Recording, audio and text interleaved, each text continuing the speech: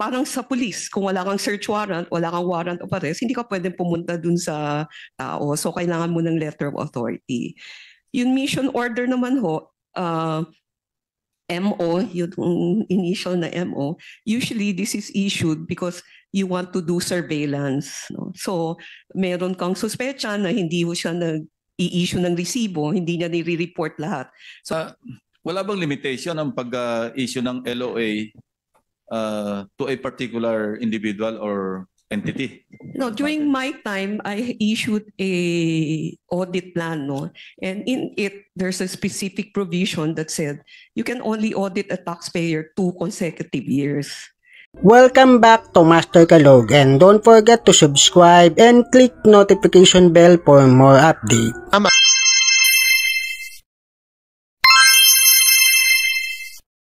Na muna yung voluntary, ano? Meron tayo targeted. Paano tayo nagsisimula at paano tayo tatapos? Yeah, I just want to make clear, no, the letter of authority is important for enforcement, no. Although 98% of the collection of BIR is voluntary and only 2% is from all these assessments, that letter of authority push behavior of compliance. No? So yun ho, yun hindi ho pwedeng mawala yung takot. Kasi marami hong hindi nagbabayad. No? Meron study na we have not collected more than 1 trillion pesos, no, from tax evasion and all these things. No? So the letter of authority is important. I can only discuss the process during my time because they have changed it. Nevertheless, so we can also compare how it evolved, Yeah. over time. Yeah, during my time, the first thing I did is I removed TVNs. Yung tax verification. Meron kaming glossary of terms na very confusing. NOD, PAN, FAN, FDDA, FLD, so many terms. So baka pwedeng isama nyo na sa enlightenment namin yan. Before, the BIR investigate using 2 instruments. No? Actually 3. A letter of notice, which is when we compare, di ba, may BOT system tayo. So yung mga taxpayer, binibigay ho yung mga data, so kino-compare namin yung purchases, sales ng bawat taxpayer. Kung may discrepancy, sinusulatan namin, sinasabihan namin sila, no contact audit ito, no? Hindi namin sa pinupuntahan, sinusulatan lang namin na parang may diferensya ho yung nire-report nyo. Pwede ba explain nyo o kaya i-support nyo? So yun ho yung letter notice. Pangalawa, letter of authority. Yan ho yung issue na pinag-uusapan ngayon. No? Yun yung LOA. No? So, yan ho, kung walang LOA, walang letter of authority, hindi ho pwedeng pumunta yung tao ng BIR dun sa taxpayer at hindi niya pwedeng buksan yung mga libro ng taxpayer. So, importante yung letter of authority kasi yan yun. But parang sa police, kung wala kang search warrant, wala kang warrant of arrest, hindi ka pwedeng pumunta dun sa tao. So, kailangan mo ng letter of authority.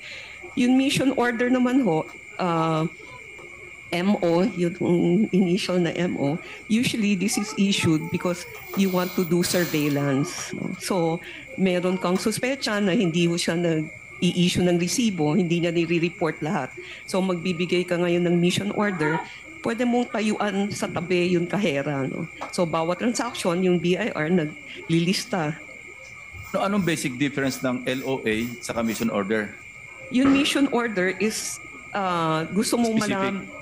Yeah, you're physically there looking at the transaction. No? There, when the customer comes in, bale, may kahera, nandito yung BIR na tao. So, namo-monitor niya, kung nga gagawin niya ng 3 days, so di makikita niya lahat na 3-day transaction, tapos i-compare niya dun sa manire-report. So kung ni-report niya sa 3-day, kakatayo niya dun, is 100 million yung pumasok, tapos tinignan niya yung nire-report niya, 10 million lang. Bakit ganyan? No? So, yan yung mission order. Mr. Chairman, sino nag-i-issue ng mission order? RDO at regional director ho ang nag-i-issue ng mission order. Hindi naman ho yan ang commissioner. Regional. So, hindi commissioner, di ba? Hindi. Yung regional or RDO, Revenue District Officer. Revenue District. Tapos dati may TVN, Tax Verification Notice. Ito ho, ini-issue rin ho dati ng RDO lang, no? So, parang pwede rin itong instrument to audit. So, during my time kasi meron kaming letter of LAM meron kaming system kung mag-i-issue ho yung regional director and RDO ng letter of authority, papasok sila sa sistema na sasabihin niya mag-i-issue niya sa letter of authority. Tapos from there, yun ho mag-print out nun papel. Yung papel na accountable form. No? At saka yung sistema na yan, i-input mo yan doon kung sino yung examiner na mag-o-audit. Tapos lalagay mo rin doon ano yung resulta ng PAN, Preliminary Assessment Notice. Ano yung resulta ng FAN, Final Assessment Notice. Tapos kung settlement, ano yung settlement, 0605 yun. No? Yung form ng BIR 0605, that's the payment. So all of that, you will put in that system. So yun ho yung pag-monitor ho ng National Office sa field, sa lahat na nag-i-issue ng letter of authority. Dahil may sistema ng ganon, wala sa TBN, tinanggal ko ho yung TBN para isa na lang letter of authority, no? Para namomonitor ng office ko, no? ng commissioner's office. So yun ho yung proseso ng pag-o-audit. Saka isa rin hong dapat hong monitorin, di ba? Ang problema kasi ngayon, yung LN, yung letter notice na no contact audit, sinabi ho ng Supreme Court na hindi ho pwedeng mag-assess dahil from LN.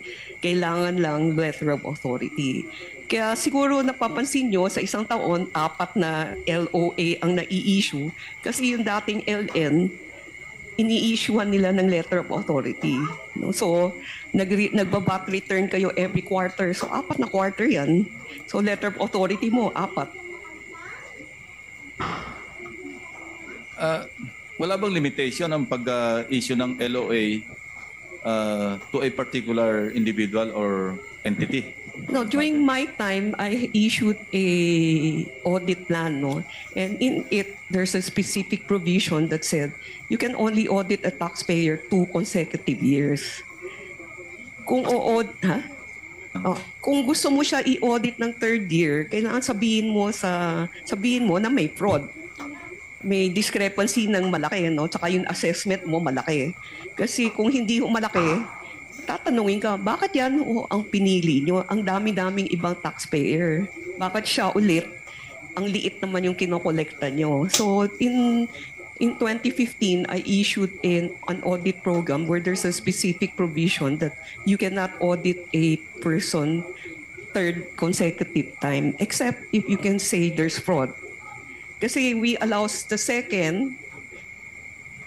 In 1 year? Oh, let's say in 1 year. How many times can... There's no limit. No, kasi ang nangyayari sa kanila ngayon, mag-issue sila ng 1st quarter VAT letter of authority, 2nd quarter letter of authority for VAT, 3rd quarter letter of authority for VAT, 4th quarter VAT letter of authority. Tapos nun, yun mga hindi, tapos may 5th, yung year na yan, all other taxes na letter of authority. So, pag binilang mo yan, 5 na yan. Diba? In 1 year? Yeah, pwedeng 5 in 1 year dahil doon sa sistema na yan.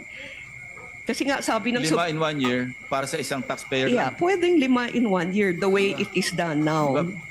Parang feeling haras na yung individual?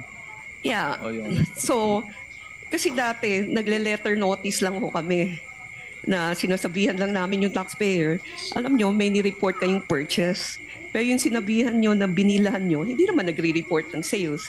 So, explain nyo nga bakit ganyan. No contact audit yan. Kaya lang, the Supreme Court said you cannot do that. I think one of the legislative reform that should be done, because we're all pushing toward digitalization, and globally, the move is also to non-contact audit. So the Related question, how is a LOA served at saka where is it served? It is served in the place of business of the taxpayer. Not in any other place? Yeah. Not Yung in iba kasi sa mall Sa mall, sa restaurant. Kung saan magsalubong, doon na lang ini-issue. Pwede ba yun? Dapat it's in the place, Dapat in of, the place business, of business where he said his place of business. So outright, kung sinerve ito sa mall, nakipag-meet sa mall, nakipag-meet sa restaurant, may violation. Yeah, because that you are supposed to serve it Subject to in the place of business. Subject to administrative sanction. Kagad. Can be, yeah, because you're not serving it properly. Yeah. Because if you go to the place of business at wala naman yung boss, pwede mo naman iwan dun sa manager. Diba? So, But that makes it suspicious, ano? Bakit sa mall magkikita? at saka kung hindi nyo siya makikita sa place of business, paano nyo siya nakita sa mall? Eh, kung ayaw tanggapin, Ha? you're bringing it to the place of business, ayaw tanggapin. Then you do an affidavit that I served it and they did not want to accept it. So there's deemed service. Kaugnay sa mga impormasyon na inyong nalaman at sa mga issue na kaakibat nito, mahalaga ang inyong opinion at katwiran. Don't forget to subscribe, like, and share. Thank you for watching.